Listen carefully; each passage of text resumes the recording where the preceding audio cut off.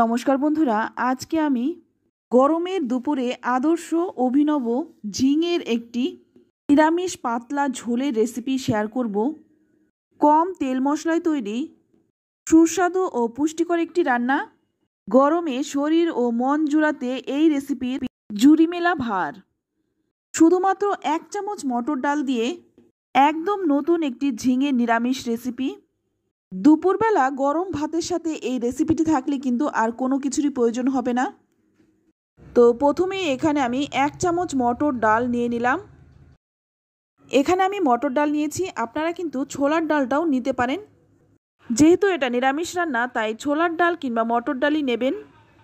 তারপর একটু জল দিয়ে মোটামুটি 1 থেকে 1.5 ঘন্টা ভিজিয়ে রাখবো। তো এটা ভিজতে থাক। তো এখানে দেখুন আমি 500 গ্রাম ঝিঙে নিয়ে নিয়েছি। এবার ঝিঙেটা ওপর থেকে খোসাটা ছাড়িয়ে নেব।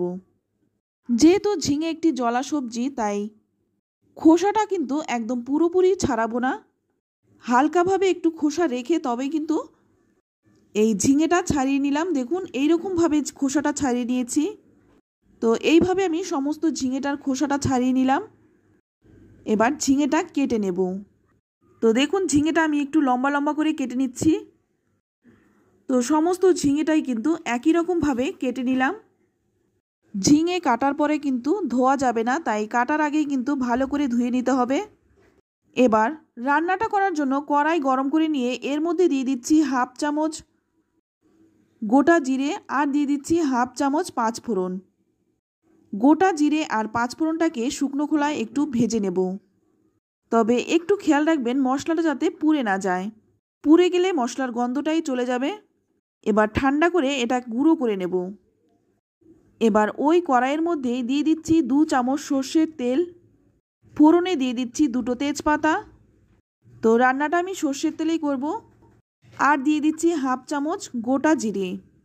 ফোড়নটাকে 20 থেকে 25 সেকেন্ড একটু ভেজে নেব। ভেজে নেওয়ার পর এখানে দেখুন আমি 2টো আলু ঝিঙের মতো লম্বা লম্বা করেই কেটে নিয়েছিলাম। এবার আলুগুলোকে খুব ভালো করে ভেজে নেব। তো এখনই কিন্তু আমি এর মধ্যে নুন বা হলুদ কিছুই দেব না, আগে আলুটাকে খুব ভালো করে ভেজে নেব। তো আলুটা আমি 4-5 মিনিট সময় নিয়ে খুব ভালো করে ভেজে নিলাম। এবার এর মধ্যে দিয়ে দিচ্ছি 1 চামচ গ্রেট করা আদা আর 3টে চেরা কাঁচা লঙ্কা। ঝালটা কিন্তু নিজেদের স্বাদ অনুযায়ী দেবেন। আদা আর কাঁচা লঙ্কাটা দিয়ে খুব ভালো করে আলুর সাথেই ভেজে নেব। এতে করে আদা আর কাঁচা লঙ্কার গন্ধটা কিন্তু চলে যাবে। এবার এর মধ্যে দিয়ে দিচ্ছি একটা ছোট্ট টমেটো। তো এখানে কিন্তু আমি একটা ছোট্ট টমেটো দিয়েছি, টমেটোটা কিন্তু নাও দিতে পারেন। টমেটোটা কিন্তু এবার খুব ভালো করে আলুর সাথে একটু ভেজে নেব। তো দেখুন আলুটা কিন্তু খুব ভালো করে ভাজা হয়ে গেছে। এবার এর মধ্যে দিয়ে দিচ্ছি কেটে রাখা ঝিঙেটা।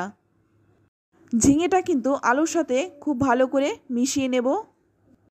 তো এখনও পর্যন্ত কিন্তু আমি লবণ দেইনি। ঝিঙেটা দিয়ে একটু ভেজে নেব।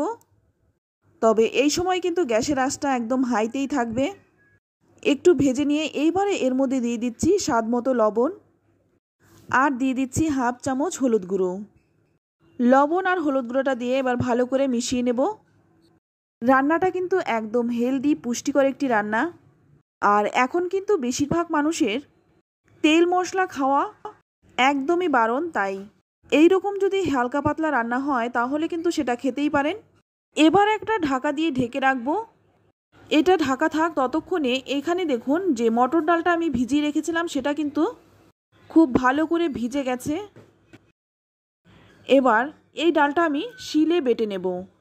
তো আপনারা চাইলে মিক্সিতেও বাটতে পারেন, তবে এখানে ডালের পরিমাণটা খুব অল্প তাই আমি শিলে বেটে নিয়েছি। দেখুন ডালটা কিন্তু একদম মিহি করে বাটিনি, একটু গোটা গোটা আছে। তো এইভাবে আমি ডালটা বেটে নিলাম। আর এদিকে দেখুন ঝিঙে থেকে কিন্তু অনেকটাই জল বেরিয়েছে। একটু নেড়েচেড়ে নিয়ে এবার এখানে দিয়ে দিচ্ছি বেটে রাখা ডালটা। ডালটা দিয়েও কিন্তু খুব ভালো করে একটু মিশিয়ে নেব। তো এখনই কিন্তু ডালের মধ্যে জল দেব না, একটু ডাল দিয়ে ভালো করে কষাবো। 3-4 মিনিট সময় নিয়ে ডালটাকে খুব ভালো করে ঝিঙের সাথে কষিয়ে নেব। এটা কিন্তু আপনারা যে কোনো নিরামিষ দিনে বানিয়ে খেতে পারেন। ভাত কিংবা রুটি যে কোনো কিছুর সাথে খেতে ভীষণ ভালো লাগে। তো দেখুন 3-4 মিনিট সময় নিয়ে কিন্তু খুব ভালো করে কষিয়ে নিলাম। তো এবার এর মধ্যে দিয়ে দিচ্ছি 1 গ্লাস জল। যেহেতু এটা আমি পাতলা ঝোল করব তাই জলটা একটু বেশিই দেব, কারণ ডালটাও কিন্তু সেদ্ধ হবে, সেই বুঝে জলটা দিতে হবে। তো দেখুন জলটা কিন্তু আমি দিয়ে দিলাম। জলটা দিয়ে ভালো করে মিশিয়ে নিয়ে তারপর একটা ঢাকা দিয়ে ঢেকে 10 মিনিট রেখে দেব। আর এই সময় কিন্তু গ্যাসের আঁচটা মিডিয়ামে রাখবো। 10 মিনিট পর ঢাকনাটা খুলে নিলাম। এবার একটু ভালো করে মিশিয়ে নেব। তারপর এর মধ্যে দিয়ে দিচ্ছি 1 চামচ চিনি আর দিয়ে দেব ভেজে গুঁড়ো করে রাখা সেই মশলাটা। মশলাটা কিন্তু আমি গুঁড়ো করে দিয়েছি, আপনারা কিন্তু বেটেও দিতে পারেন। আর এই মশলাটা কিন্তু তরকারির স্বাদটা দ্বিগুণ বাড়িয়ে দেয়। এই রান্নাটায় কিন্তু তেমন কোনো মশলা দেওয়া হয় না, শুধুমাত্র এই মশলাটা দিয়েই রান্নাটা করা হয়। আর এই তরকারিটায় কিন্তু অন্য কোনো মশলা দিলে কিন্তু ভালো হবে না, তাই এই মশলাটাই কিন্তু দিতে হবে। এবার কিন্তু একটা ঢাকা দিয়ে আরও 5 মিনিট রেখে দেব। তো 5 মিনিট পর দেখুন সমস্ত সবজি ডাল খুব ভালো করে সেদ্ধ হয়ে গেছে। এবার একটু ভালো করে মিশিয়ে নিয়ে নামানোর আগে দিয়ে দিচ্ছি একটু ধনেপাতা। ধনেপাতাটা কিন্তু খুব ভালো যায় এই রান্নায়।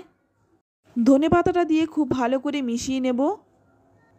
তো খুবই সিম্পল একটি রান্না, খেতে দুর্দান্ত হয়। এই গরমে একবার হলেও এই রান্নাটা করুন, আশা করছি আপনাদেরও ভীষণ ভালো লাগবে। ভালো করে মিশিয়ে নিয়ে তারপর একটা ঢাকনা দিয়ে স্ট্যান্ডিং টাইম রেখে দেব।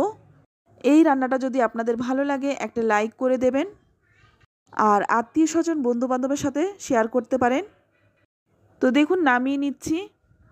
এই রকম হালকা পাতলা একটি রেসিপি থাকলে গরম গরম ভাতের সাথে আর কোনো কিছুরই প্রয়োজন হবে না, শুধু এই দিয়েই খাওয়া হয়ে যাবে। রেসিপিটি ভালো লাগলে লাইক কমেন্ট শেয়ার করবেন, আর আমার চ্যানেলে নতুন বন্ধু হয়ে থাকলে চ্যানেলটা সাবস্ক্রাইব করে নেওয়ার অনুরোধ রইল। আর রান্নাটা একবার হলেও করুন, নিজে খান, পরিবারের সকলকে খাওয়ান। সকলেই ভালো থাকুন, সুস্থ থাকুন। তো আজ এই পর্যন্ত, ধন্যবাদ।